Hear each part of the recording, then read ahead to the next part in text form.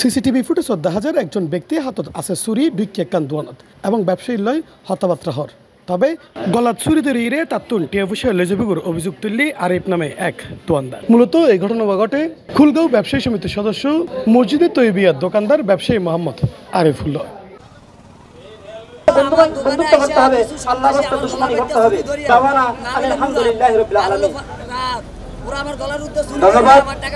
আমরা আসলে সময় হয়ে গেছে অক্সিজেন হয়ে বর্তমানে বাজার আমরা যাবো এই এরিয়ার কৃতি সন্তান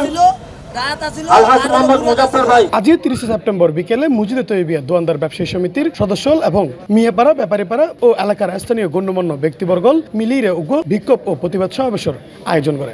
উক্ত আয়োজনত অভিযুক্ত মুরাদ ও রাহাতুরে গ্রেপ্তারের দ্রুত দাবি জানায়।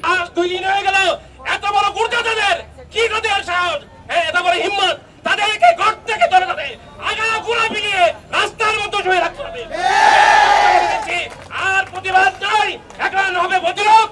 প্রতিরোধ দিয়ে আমরা দেখাই দিব মিরপাড়া ব্যাপারীপাড়া শীতল জান্না আর হচ্ছে জেলা পরিষদ, এখানে কোনো সন্ত্রাস থাকবে না।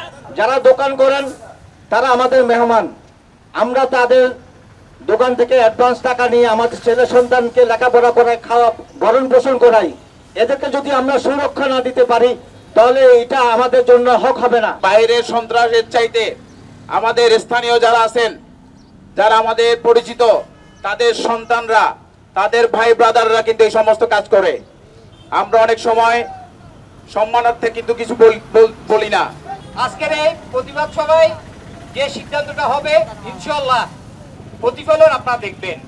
এই দুটো ছেলের যাচ্ছে হয়তো বা তাদের অভিভাবক আসবে, এসে মহল্লাবাসীর কাছে বসবেন, অন্যথায় তাদের বিরুদ্ধে আইনগত ব্যবস্থা অবশ্যই নেওয়া হবে। শুধু ব্যবসায়ী মোহাম্মদ আরিফ নয়, এর আগে আরেক ব্যক্তিরে সিটি ব্যাংক অক্সিজেন শাখার সামনে দিন দুপুরে ছুরি মারিয়ে আতত্তন মোবাইল এবং টেলিভিশনের অভিযোগ আছে এই মুরাদের বিরুদ্ধে। আর ওই ঘটনা তো থানাত ওই অভিযোগ।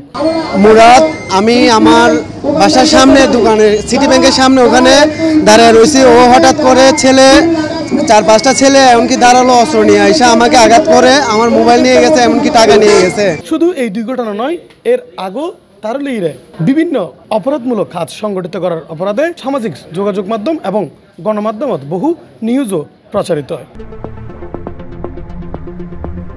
C+ চট্টগ্রাম।